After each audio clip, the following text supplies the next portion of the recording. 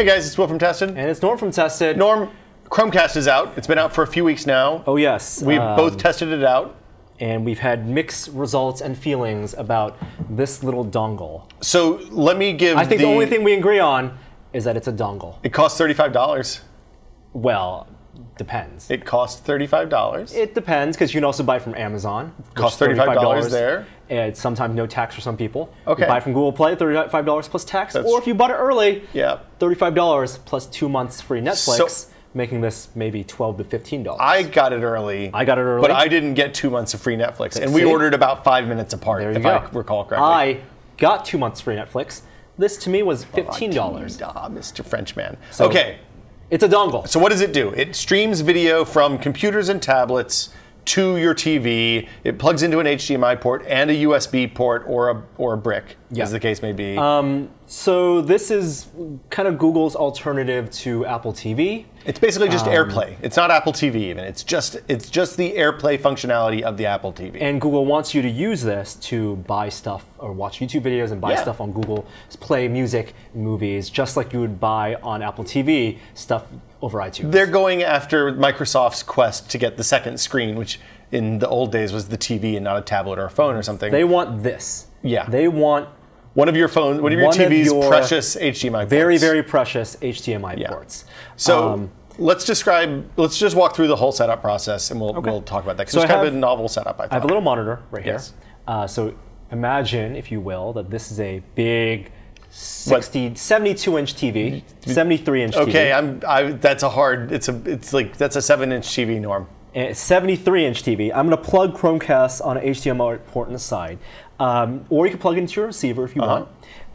It does come with a really tiny HDMI extension cable. That's because it's a little fat for an HDMI port. That's because right around the HDMI port, this is a little too big for some receivers, some HDMI ports. So and my TV, I couldn't have plugged it. It would have blocked the ports on either side. So if you look at the extension cable, it's actually a smaller little gasket around the HDMI port. I'm gonna use the extension cable. Let's just use the extension cable. It's in the box. Why not? Why not? Otherwise, it's gonna go in a drawer and never use it. 20 years, you're gonna be like, oh, I remember HDMI cables. I should throw this out. So I plug it in. Theoretically, it should power on. Nope. You got to plug in the USB port. Nope. Now, even though this is HDMI 1.4, it actually will not drive power from HDMI 1.4, even though it's supported by the spec. It needs more power than HDMI 1.4 gives. So at the end here, there is a micro USB port. And it comes with a micro USB cable and a wall wart. So I'm going to plug this in. You can, although it does require power, you can actually take power from the USB port of your TV. Yeah, which is great, because I've never used the USB port on my TV. Never, ever. And now I'm never going to. Never know you need to. I just plug this in, kind of bundle up the cables, and have it tucked away in the back. Okay, so now you fire up the on-screen display on the device, and you put in keyboard and mouse, using the keyboard and mouse, your Wi-Fi password and username, right? You have to log into a website. So the way it's all set up now, I'm not going to reset it up. But there's Wi-Fi in here, 802.11n, 2.4 gigahertz only. Not 5 gigahertz connection. You log onto a website. It will, on your laptop. But you connect to its Wi-Fi access point first, right? It will look for Wi-Fi access points, and it'll connect from computer to Chromecast. And there you have a web page, and you'll type in your local access point. Did you have access point? Did your Chromecast have a name that included, like mine was Chromecast 5122? It has some identifiers, and you can rename it. You can rename it to anything you want. Well, what did you name yours? Chromecast 3166. Is that what it started out as? Yes. It's very imaginative. Didn't need to change it at all. Once you've paired that, then Chromecast can see your Wi-Fi network. It needs passwords. It's logged in. So we're all set up right now. You can see on our Chromecast, it's connected to our Don't tell people our Wi-Fi. They'll know where we live. And we have maximum bars of connectivity, which is great. The access point's just over there. I can see it. It's like 8 feet away. Yeah, 15 feet away, no problem. So here's what you can do with the Chromecast. I'm going to demo this first with the tablet. That's a Nexus 7, it looks like. It makes more sense. It's very shiny. What you can do, and conveniently I have YouTube popped up here, is that you can send YouTube videos from your tablet to the Chromecast. So that's the kind of thing I would like to do. Absolutely. Yeah. And you don't even have to do it from a YouTube website, although you can. So I'm in the YouTube app right now. And I'm just going to load up, for example, this video. And while I would normally watch the video within the YouTube player, and it's even loading the ad up right now. Great. There's an icon on the top here. It's the Chromecast icon. and I can tap that, and it'll see YouTube TV has the name of our Chromecast on the bottom. Chromecast 1366. 3166. 3166. I'm going to tap that, and it'll say connecting, and it'll load up the YouTube graphic, which means it's sending a signal. And right now, the YouTube player on the tablet, which I can actually put into landscape position, will be the thumbnail of that video. Oh, perfect. So it's not going to play it on two places at once, and the video is now playing on our Chromecast. So the way this works, instead of the tablet's just telling the Chromecast, hey, go get this video, and now the tablet's job is done. You can switch out and do something else, no right? active data being sent from the tablet here to the Chromecast. Aside from the first thing that said, here's the URL Aside from the URL video. and the timestamp and the volume. What I can do, though, is I can scrub. So now it's sending signals to send a new Had to location. rebuffer, but I mean, that's pretty good. So you have all your controls there, and you have all the metadata from that YouTube video. I'm going to let this play for a second. Did you find yourself walking up and trying to touch the screen where the touch interface usually is on the TV? No, I don't. Okay. I don't You're go that touch close. TV. Okay. But I can go back, and I can browse other videos now, and I can do other things on the tablet. Can you leave the YouTube app entirely? Yeah, absolutely. Oh. So I can go back into Chrome, and in the top left-hand corner, if I scroll down notifications, it'll actually tell me that I'm still playing that video. Oh. And you have controls for it as well. And you I can can pause it or whatever. From notifications. I can play. And you know what? I can even turn the device off. It'll still keep on playing. It's going to sit on my coffee table. If I want to change it, pop it up. And in the lock screen, I have some control as well. Just to pause and play, it looks like. Pause and play, bring it back, and I can do whatever I want, web browse, or go back on YouTube. Now here's the cool thing about the Chromecast. So, well, hold on. We're shooting a little tiny screen, so people can't really see what the video quality is like here. What's the video quality like when you're streaming YouTube? It will take down the highest resolution that YouTube will send. So if YouTube is sending, it's not going to do 4K. It'll do 1080. Okay, it'll do 1080p if you have YouTube. If you have YouTube, this will totally take in 1080p, and of course it'll evaluate the signal strength of your Chromecast. Where I was using it, where the signal might not have been best, it was taking the 720p or sometimes even the 480p. Yeah, your living room is a Wi-Fi death zone. I think that the Chromecast, what it didn't do so well, and it's tough to simulate here because we have a good signal, is adjusting for buffer versus bitrate. Okay. Because you can't manually say, I know I have not great signal, always play at 480p. Well, and that's one of the things that, if you're looking at this as a competitor to the Apple TV, it's one of those things that Apple has done really well from even like in the old QuickTime for PC and Mac days, where they were really good at calculating how much buffer they needed to have before it would let you start playing a video in the first place. As opposed to saying, play at the lowest resolution, play at 360p, I just want a consistent experience, it would try to go for 480, try to go for 720, and then give me buffering. And you can't manually specify which bitrate you want. Not for the YouTube streaming. Is that a limit? Is that a limitation of what happens if you do it from a PC? Because I can't specify there. In PC, you can. Okay. So I'm going to show you the coolest thing though about the Chromecast, and I'll just load another video here. Is this another YouTube video? So there's another YouTube video, and I can press play, and what it'll do is it's added it to a queue. Wow. So I'm going to go back and actually do it a couple more times. Is this like your YouTube watch later queue? Watch later queue. I'm just pressing play, and if you go, I have to actually manually say I'm gonna not show other videos. Does this work if you're on YouTube.com as well as the app? This actually does work on YouTube.com as well. You have this thing called the TV queue, and if you're browsing YouTube, you can actually in the player say add a TV queue, and you'll fill up this whole list of videos that'll just play in sequence. So you can be a YouTube DJ. You can absolutely be your YouTube DJ. What it'll also do is play ads. Okay, that's convenient. Yes. So imagine that. I'll show you what you asked is if I go to YouTube.com, in the embedded player on YouTube.com, it'll actually also let you send a Chromecast from there. So I'm just going to pick a random video, some news. When the video is done playing, if you're at the end of your queue, it'll just show you the last thing played. And here's maybe not here. So do content providers have to opt into this, or does it just work automatically? They absolutely have to opt in. So they have to provide support, and there are very few places that provide support right now. So right now it's YouTube and Netflix and Google Play Store, and that's pretty much it, right? So I'll load up Netflix and show you the Netflix experience real quick. It's basically the same as that YouTube experience. Gives me the icon. I was watching Star Trek. Oh. Next Generation. Which episode? Oh, and I can't find my Netflix. Netflix isn't working right now, but there is a Chromecast button right at the top, and if you click that, you could send whatever is being played on Netflix, maybe even Thor. We'll try loading that on the Chromecast. There it goes.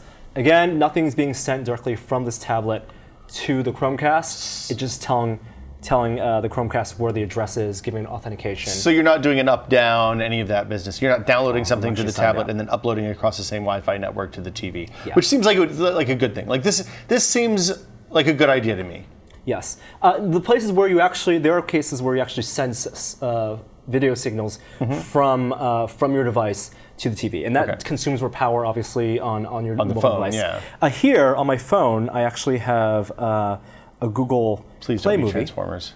Have you bought any movies from Google Play ever? No, this is free. Okay. Transformers was free when you bought last year's Next 7. I remember. So you could say you paid $230 for that copy. $200. In Google Play Movies, there is that Chromecast button again.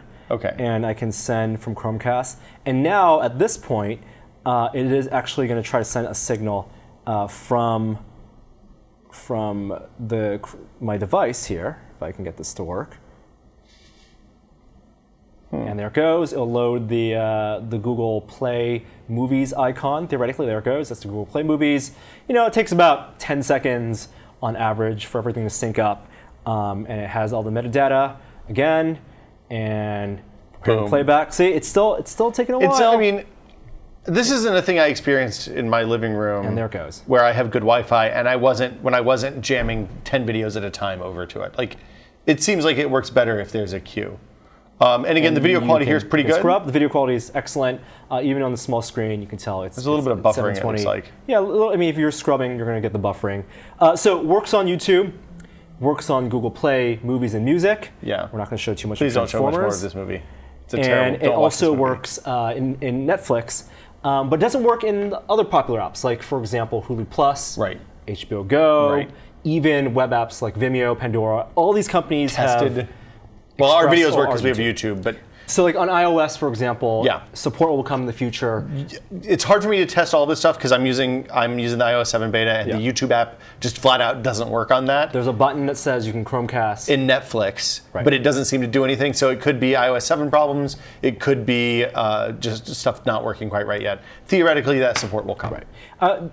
This isn't like AirPlay in the sense that on AirPlay you can send everything from your iPad to TV. There's mirroring, straight up mirroring. Well, there's some limits to that. If you are streaming stuff that the content provider doesn't allow, even if you use mirroring, it just blocks out the video. But there's none of that for Chromecast right now. Okay. That theoretically will be supported by apps. For example, there's this app in development right now called Aircast. Now I can launch this Aircast, and it'll run in the background. And what it'll let me do is actually send stuff from my photo gallery, from Dropbox, or even Google Drive. Is this from the people who do the third-party AirPlay app on iOS? I think it's an independent developer. Okay. So for example, if I'm in, and this is theoretically how Google Chromecast will work in the future when these apps are really supported. Is this like Google TV apps? Are they the same thing? So actually, I can send now. I'm in Gallery. I'm not in YouTube or Netflix. And it'll search for Chromecast. It'll find my Chromecast. And it'll play a video I shot just a few minutes ago from the gallery on the TV. Oh, so this gives you a way to stream content that you've shot and photos you've shot, and theoretically something that you've like ripped from a DVD and put on your device over to the Chromecast. Yeah, this is good. All this seems good so far. But again, those apps like this Aircast app, not really supported yet. Well, but I mean, support will come. Well, it's just like that's a promise. Just like Google TV, Norm. Sounds like an awfully big promise to me. Like I'm going to demo also quickly Dropbox, which I think is probably one of the best ways we're going to use Chromecast. Okay. So this is a video we shot last year. I can send to Aircast in Dropbox, and then this looks pretty awesome. And then I can press play, and theoretically, it's going to look for the Chromecast and send over there. This app is still in development, not supposed to be out yet. It only going to work with the codecs that the device supports, I assume. And it's not even working. It's playing the wrong video. The old video again. one of the things I noticed about it is that it takes a fairly, like it doesn't maintain that relationship between the device and the Chromecast. It seems like there's always a fair amount of time to set stuff up whenever you send video over. Absolutely. Have we talked about tab casting yet? No. So this is the thing that is another get around for getting around the an end around for the limitations of Chromecast right now. Okay. Oh, there, and finally, there goes the video being pushed from ever so from slowly. Dropbox. I can't tell if that's high speed or no. It's both high hitching? speed and hitching at the same time. That's not what that was a good time to hitch. That pudding really flew. Okay.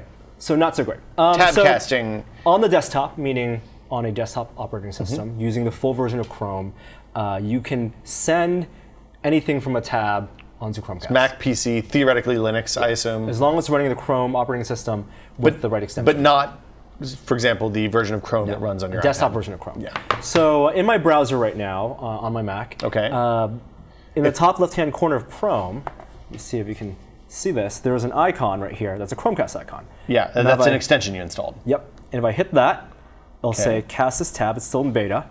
Cast this to the Chromecast. And there are options. I'll show you the options in just a second. I can cast a tab with audio also. So all the audio comes from this tab. And now it's on the Chromecast. There was an options menu. The extension options let you change auto resizing of the browser, let you change your projection quality, so you can go from 480p all the way to high bitrate. Are you in extreme? Did you go with extreme? I went with extreme. Extreme. And what you notice then also is now that I'm in any other tab, for example, I can be browsing a different website, like the New York Times, but the tab that's in the background that I had synced, streamed, is still showing up there. It's just frozen. Because I'm not doing anything. So I can actually do something like play a video in the back, and it'll play the video. You can see there's a little bit of a delay. Yep. And I can go browse another website, and the video will still be playing in the back. It's kind of chunky, though. Now, so this is how people are getting around Vimeo not supporting Chromecast. For example, this was not a good experience for me. If you're on something like Vimeo, you can actually start casting this tab, and then you could play a movie. Yep. And you can go full screen. And then you can go full screen, and ta-da! In theory, once it goes full screen, there goes. I think you might have missed. There we go. Full screen. You're playing full screen Vimeo. So this worked with HBO Go, Vimeo, a couple other things that I tried. The quality is noticeably inferior to direct Netflix, direct YouTube, the other places that support it natively, which was kind of a bummer. And that's largely because this is still in beta. You think that's true? The Apple TV, my Apple TV uses a wired connection, not a Wi-Fi, and still that direct streaming is kind of hinky and not real good. Yeah, and even when I was testing this on a wired PC, sending a wired signal to the Wi-Fi signal, it wasn't that great. Does this work with your older MacBook Air? Did you try it? Does it require the post-Sandy bridge, H.264? No, it totally works with it works in software? It works with 2 years ago, two-year-old MacBook Airs. Okay, so it doesn't require some sort of specific. It's not because AirPlay mirroring only works on machines that are post-Sandy bridge with the dedicated H.264 encoder on the chip. On the MacBook Air 11-inch though, and we'll show this full screen, there's some gnarly rendering problems with using tab streaming. For example, hold on, I don't understand. Now we'll show it on the screen. You want me to switch over? But and we'll demo. I mean, this is now what you'll see is it full screen on the MacBook Air. It looks terrible. Text is unreadable. Yeah. It looks like there are lines. It looks interlaced vertically. But if we switch it over to something like the 13-inch MacBook Air. Here's the 13-inch MacBook Air. None of that interlacing problem. I'm not sure exactly why. You think it's a resolution problem with that laptop, maybe? I don't think it's a resolution problem because I had the same resolution on the Yoga. And that was just a Windows PC using Chrome. That's weird. Yeah, I didn't have any of those because you came into the office and started talking about that problem. I was like, what the hell are you talking about? I haven't had any of this. Only identified on the 11-inch MacBook Air right now. The problem I had is the lag, not the actual quality. Not usable as a second screen? I mean, in fairness, Apple TV and AirPlay is not usable as a second screen either. Like this is a device to get video to your TV, not a device to hook up a TV as a second monitor. Not even usable as a way to demonstrate PowerPoint presentations because those don't run in browser.